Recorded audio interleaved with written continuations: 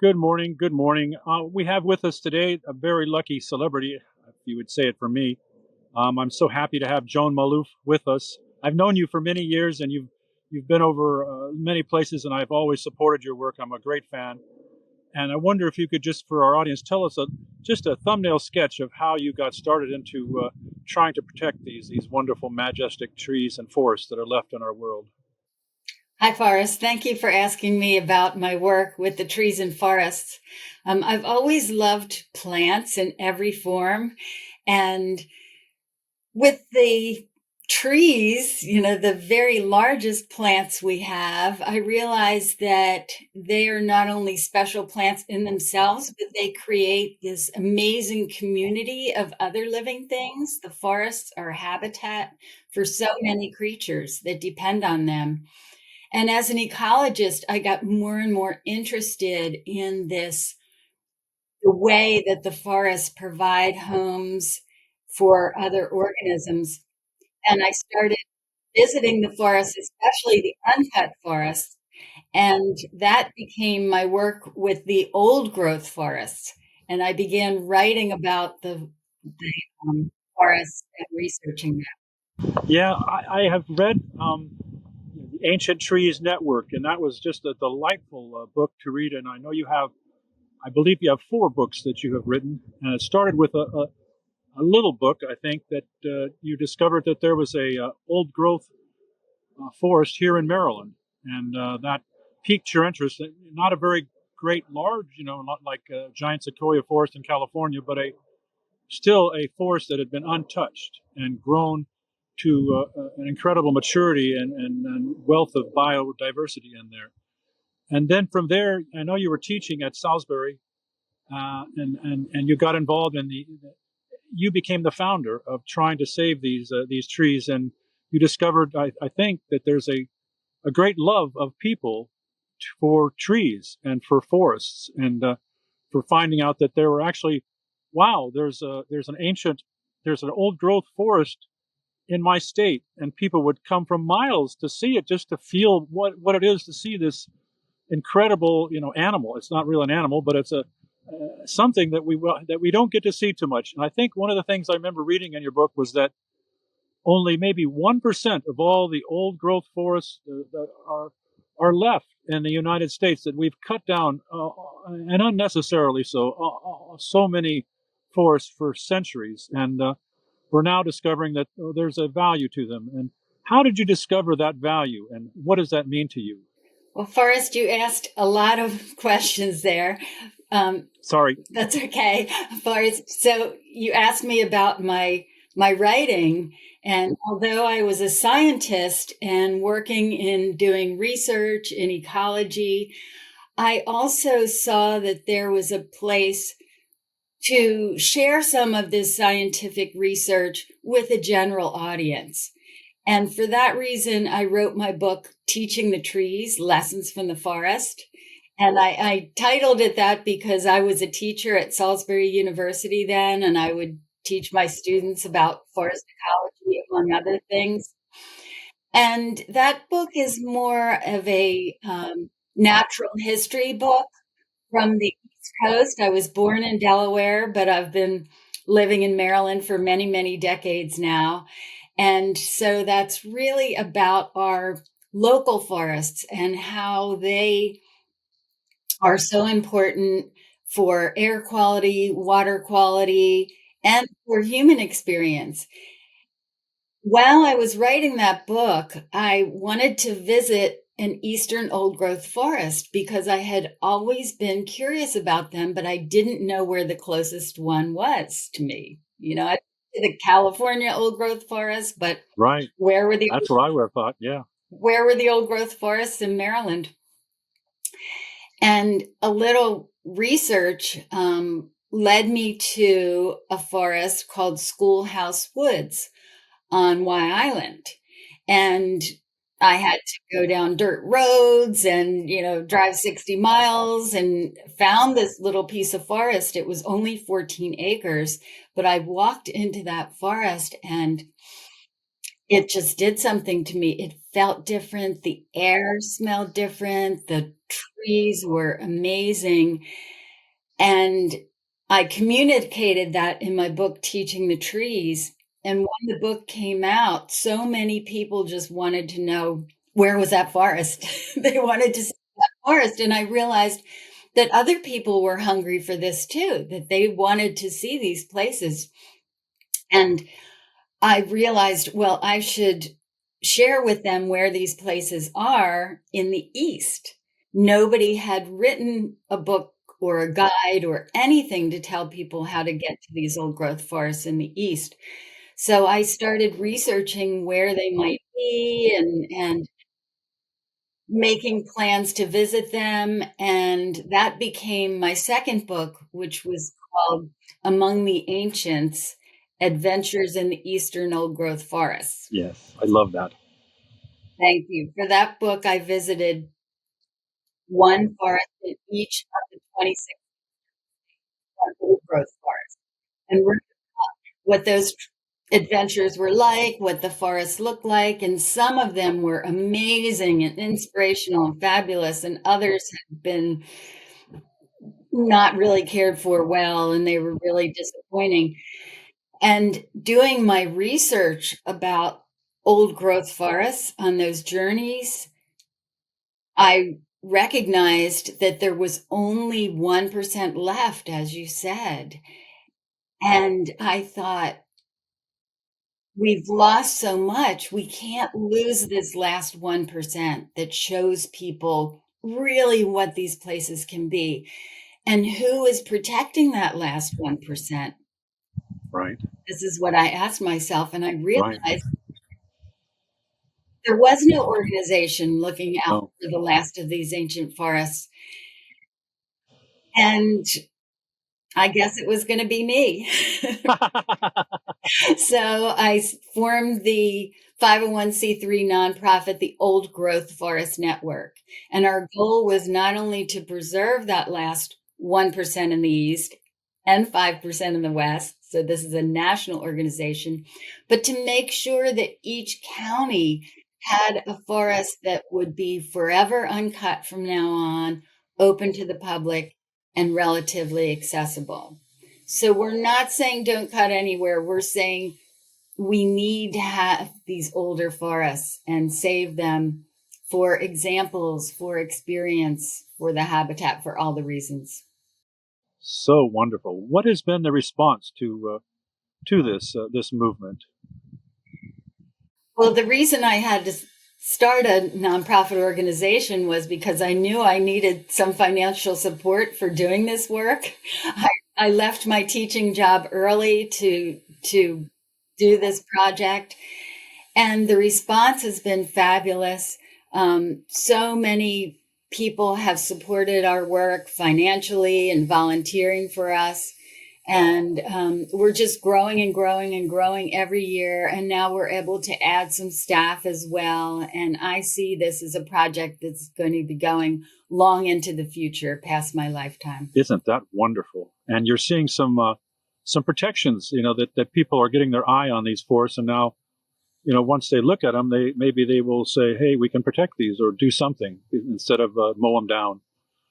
Yes. So you asked about protections, and you're Yes. exactly right, because sometimes even the very special forests in a community, when we say we'd like to add them to the Old Growth Forest Network, but are they protected? Because forests have to be protected to be in our network of forests. Right.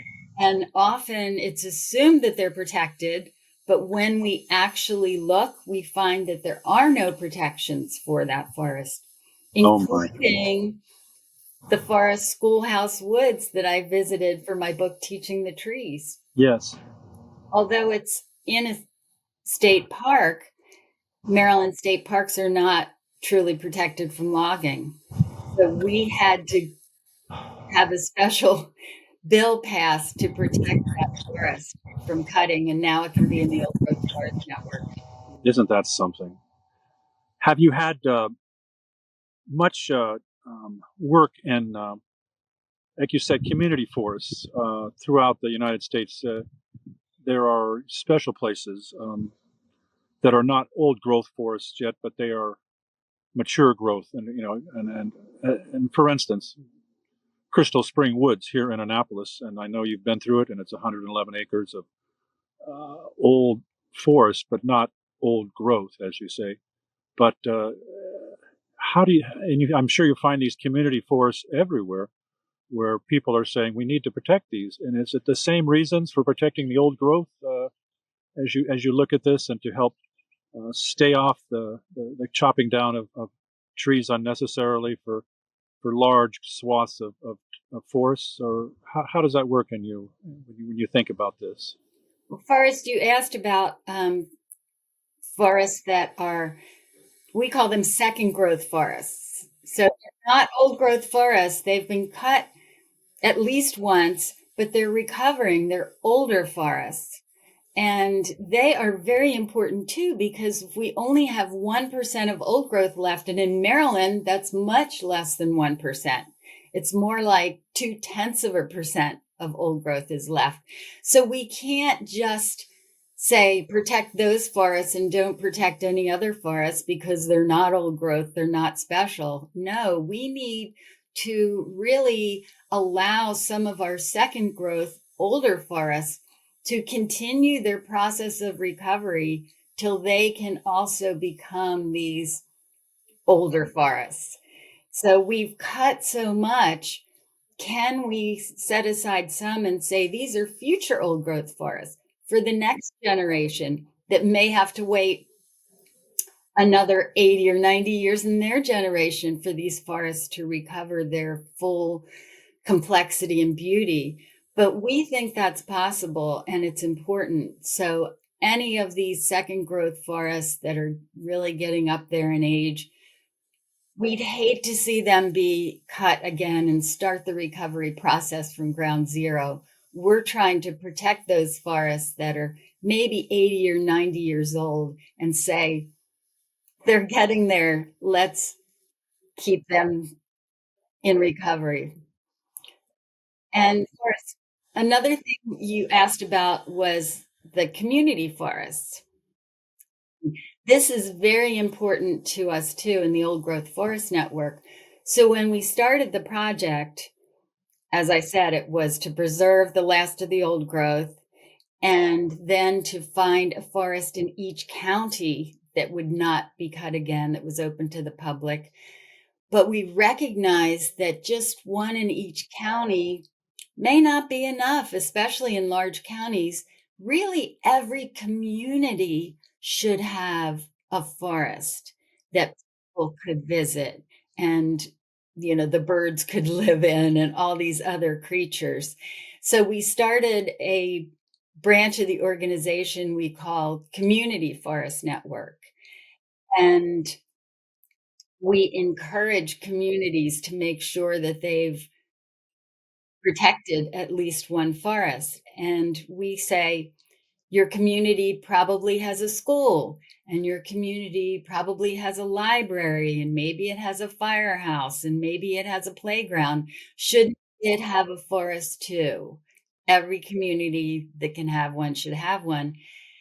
And if we don't identify these places now and set them aside, they'll just become another housing development or a shopping center, and we'll lose these last of our green spaces. So we're at a critical moment right now as things are being developed so quickly to set aside those last pieces that are left as That's community great. That's really forests. great advice, Joan. I appreciate that very much.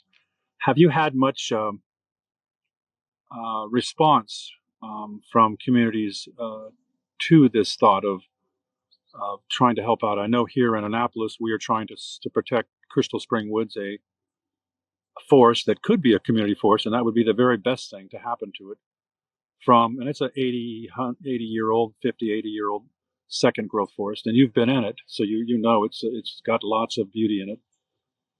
But I was trying to think in terms of, what is the motivation that keeps you going? When you love, I know we love the land, and there's such a feeling when you get it in your heart.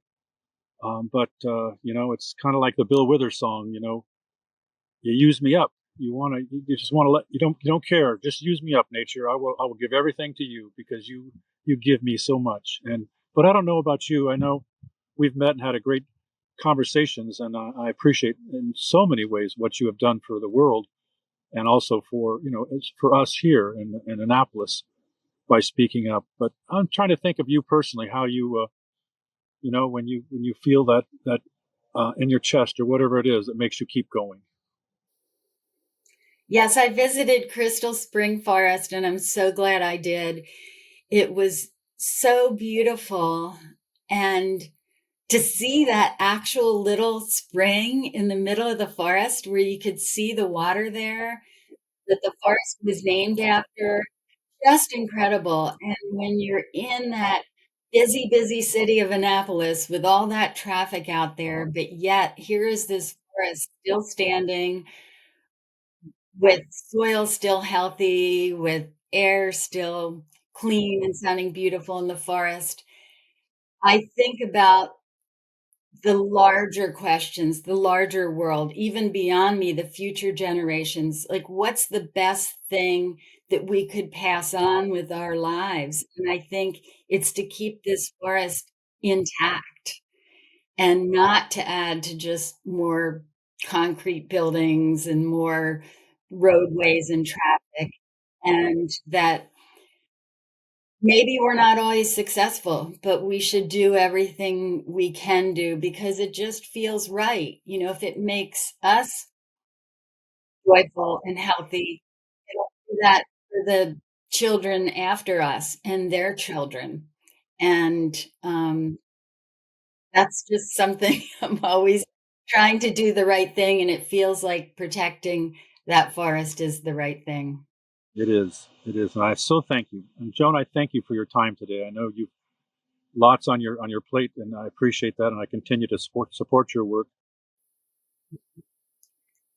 Thank you, Forrest, for your work as well. So, the Old Growth Forest Network, although we're active across the country, we can't be everywhere and do everything. You can imagine we don't have the staff to save every threatened forest out there.